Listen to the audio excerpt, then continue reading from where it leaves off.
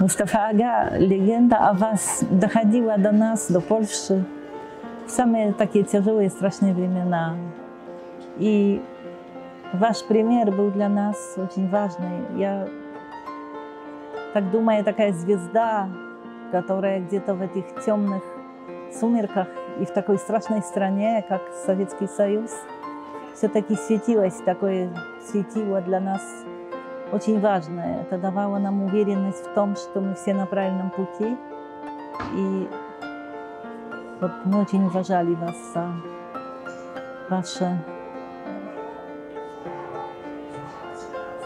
ваш героизм. Конечно, это были для нас совсем другие времена, у нас не было так страшно, как в Советском Союзе, но все-таки возможность, что кто-то сопротивляется, что кто-то активно действует, не боится выйти, воевать с этим страшным врагом, которого мы очень хорошо знаем уже лет 200. Это был для нас очень хороший пример, и это нам говорило, что мы на правильном пути, если вот в таком далеком страшном Советском Союзе есть люди, которые сопротивляются. И за это я вам благодарна, потому что вы повлияли на наши судьбы и на мою этим примером, и моих коллег. И для меня была это большая честь, когда я приехала в Крым первый раз и вас увидела в Бахчисарае у Сильвера Керимова дома. И спасибо вам за все. Drogi Mustafo, przede wszystkim wszystkiego najlepszego w dniu urodzin i zdrowia, dużo zdrowia, byś mógł jeszcze dużo zrobić dla Krymu i dla swoich ludzi, którzy są na migracji.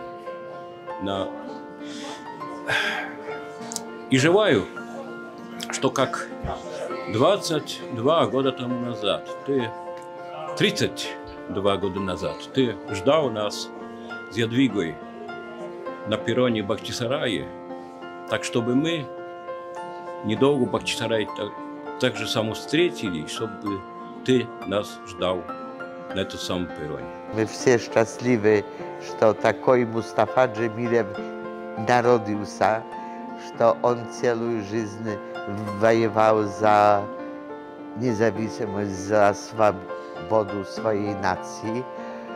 И то, что мы шли его следами.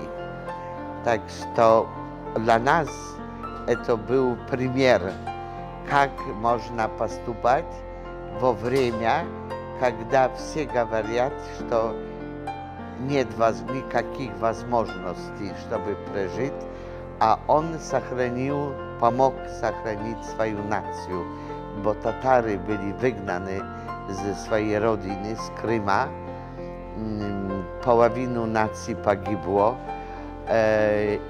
погибла тоже интеллигенция, не? Czyli ta верховная группа, которая вела нацию. И нужно то было сделать все от нового. И при условиях советской власти то все говорили, что это невозможно. А Мустафа Джемилев показал, что это можно и это удастся сделать, чтобы татары пережили в чувстве нации, что они остались татарами, чтобы воспитать следующее поколение интеллигенции, и что народ может вернуться на свою родину. Так что мы все смотрели на Mustafa'u. Bugün Mustafa Aga'nın 80 yaşı tamam olur ve bu bizim için çok vacip bir gündür. Bizim arzumuz vardı ki burada Varşava'da Mustafa Aga ile görüşerek onu birbaşa özünü tebrik etmek imkanımız olsun. İnşallah böyle bir imkanlarımız yine de olabilir çünkü Mustafa Aga ile bizim dostluk münasebetlerimizin 30 yıldan çok bir tarihi var. Mustafa Aga'nın hem Sovet İmperiyasına karşı, sonraki dövrlerde Rusya İmperiyasına karşı apardığı mübarize bizim için bir örnektir. Hem onunla birçok ülkelerde, Bakı'da, Polşa'da, Ukrayna'da ve başka yerlerde, Türkiye'de olduğumuz görüşlerde onunla bizim çoklu bu meseleler barədə söhbətlərimiz olurdu.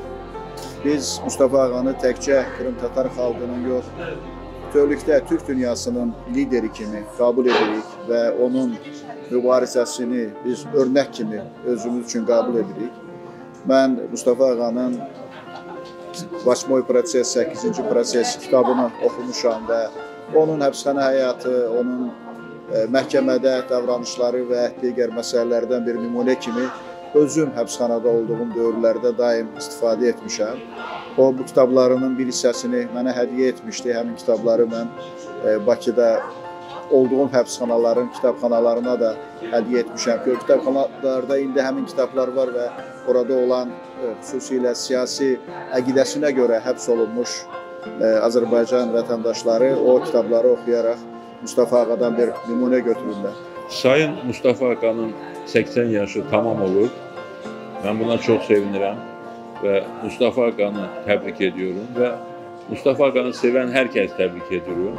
Ama onu sevenler bütün dünyada var. Mustafa Ağa bizim için Əbülfəz Elçibey kimi, Alparslan Türkeş gibi Türk dünyasının liderlerinden biridir. Aynı zamanda şimdi hayatta olan yegane Türk lideridir Mustafa Ağa.